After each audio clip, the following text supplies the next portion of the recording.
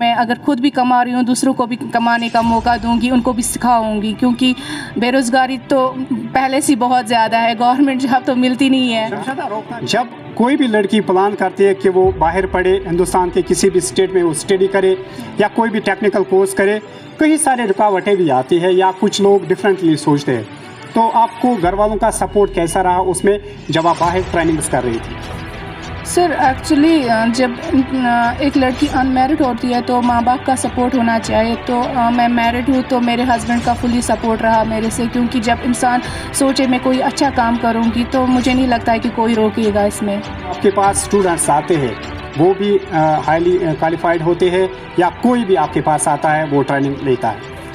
Sir मैं ये आपसे कहूँ कि जब मेरे पास हाईली क्वालिफाइड लड़की आती है तो मैं खुद को देखती हूँ कि मतलब मैं इनको सिखाती हूँ। इवन कि पीजी से कोई कम लड़की नहीं होगी। सर बिलीव नहीं करोगे, इवन कि पीएचडी लड़कियों को मैंने सिखाया है। वो नाज़रीन, आप बराह रास्त विजुअल्स में देख सकते हैं कि नॉर्थ कश्मीर में यहाँ पर इन लड़कियों ने मिसाल कायम की है।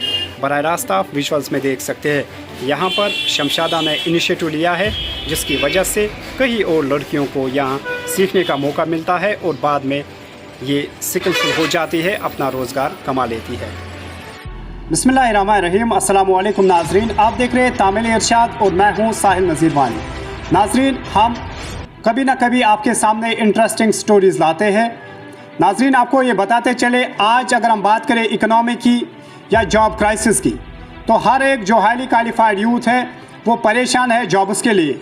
लेकिन मैं अप्रिशिएट करना चाहे उन बॉयज़ को, उन गर्ल्स को जो हाईली क्वालिफाइड होते हैं और बाद में अपना ही एक एंटरप्रेन्योरशिप स्टार्ट करते हैं। तो ऐसी एक कहानी आज नॉर्थ कश्मीर की है, हैदरबेग से इनका ताल्लुक़ है। आज हम इनसे ही जानने की कोशिश करेंगे इन्होंने अपना सेटअप कैसे स्टार्ट किया है और जिसकी वजह से इन्होंने तकरीबन 300 लड़कियों को आज तक ट्रेन किया है। फ़िलहाल हम इन्हीं से जानने की कोशिश करेंगे, आप हमारे साथ बने रहें। जी शमशादा, आपका खैर मकदम तामिल इरशाद। अस्सलाम वालेकुम। वालेकुम अस्सलाम। सबसे पहले हमें ये बताएं, आपने कब सोचा कि आप खुद अपना एक एंटरप्रेन्योरशिप स्टार्ट करोगी? सर 2018 में मैंने स्टार्ट किया, उसी टाइम सोचा भी तो स्टार्ट भी किया। सर बाद में क्या आइडिया आपको आया कि आप इसी लाइन में जाओगे और फिर आपको कैसा लगा? सर मेरा ये था, पहले मैंने स्टिचिंग जो सीखी थी मतलब घर से ही सीखी थी, उतना नहीं मुझे आता था, मतलब सिंपल जो जिसको बोलते हैं फ्रॉक शलवार। तो फिर सर मैंने ट्रेनिंग ली दिल्ली से भी डिज़ाइनिंग की, क्योंकि हमारा जो प्रोफेशन है इसमें आए दिन फैशन बदलते रहते हैं। तो क्योंकि मार्केट में काम करना था, ये एक मामूली बात नहीं है मार्केट में काम करना।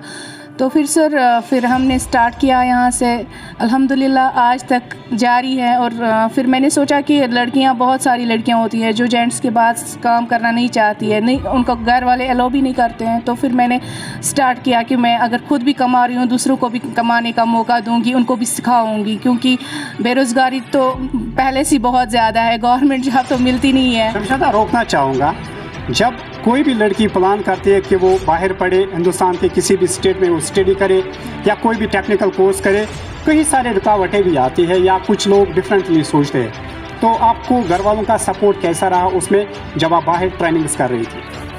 सर एक्चुअली जब एक लड़की अनमैरिड होती है तो माँ बाप का सपोर्ट होना चाहिए। तो मैं मैरिड हूँ तो मेरे हस्बैंड का फुली सपोर्ट रहा मेरे से, क्योंकि जब इंसान सोचे मैं कोई अच्छा काम करूँगी तो मुझे नहीं लगता है कि कोई रोकेगा इसमें, क्योंकि मेरा काम उसको तो पता था कि ये अगर करना चाहती है तो इसका सपोर्ट मैं इसलिए करूँगा क्योंकि इसका तो फाइनल ही होता है, कुछ करूँ तो फाइनल होता है, ये करेगी, पूरा करेगी। जो लड़कियाँ यहाँ से आपके एंड से ट्रेनिंग्स हासिल करते हैं, बाद में वो क्या करती है? वो अपना कुछ ओपन करती है या उनके लिए कोई रिसोर्स होता है?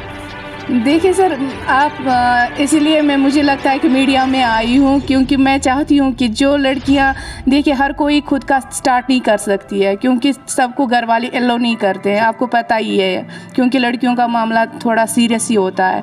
कुछ लड़कियों ने स्टार्ट भी किया है, अल्हम्दुलिल्लाह मैं उनसे बहुत ज़्यादा खुश हूँ, प्राउड फील होता है, नहीं मतलब इन्होंने कुछ किया। अब जो घर में लड़कियाँ हैं जिनके पास काम नहीं है, जो सीखी हुई है, चलो वो अपना बना लेती है, उससे तो नहीं चलेगा। तो मैं चाहती हूँ, मैं गवर्नमेंट से ही अपील करती हूँ कि कुछ ऐसा हमारे लिए वो करे, मैं उनको काम प्रोवाइड कर सकूँ, क्योंकि मेरा जो काम आता है मैं खुद करती हूँ, चाहे मेरे साथ 2 लड़कियाँ हो, 3 को काम दे सकती हूँ, उतना ज़्यादा तो काम नहीं होता है। तो फिर इसीलिए मैं चाहती हूँ सर, जो घर बैठी लड़कियां हैं बहुत सारी, मैं मतलब हर इंटरव्यू में यही बोल रही हूँ, 200-300 ज़्यादा भी हो सकती है, क्योंकि मैंने आज तक ये ख्याल नहीं रखा कितनी आई कितनी गई।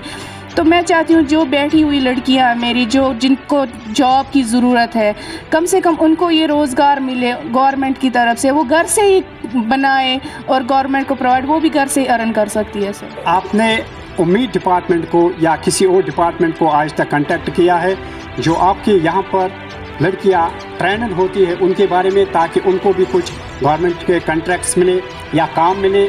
सर हमारी उम्मीद स्कीम जो है वो फाइनेंशियली हमें मतलब हेल्प करती है।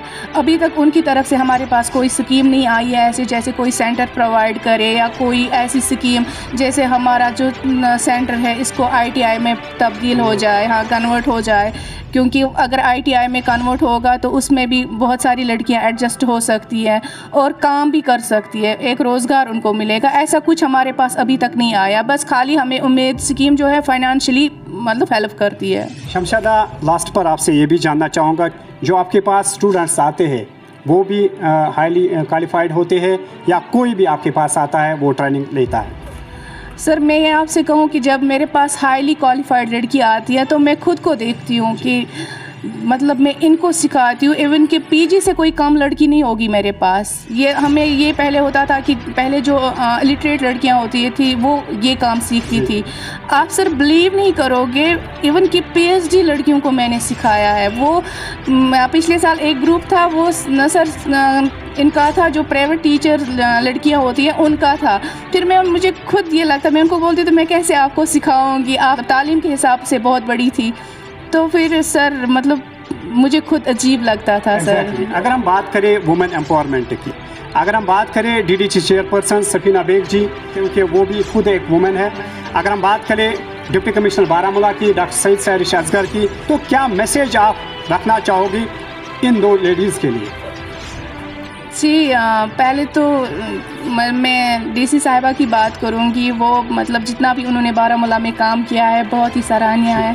तो मैं चाहूँगी थोड़ा सा गौर फिक्र हमारे ऊपर भी करें, क्योंकि अगर वो मतलब हम जिनवन है यहाँ पे, अगर वो चाहेगी वो कुछ भी कर सकती है, क्योंकि एडमिनिस्ट्रेशन अभी वही है।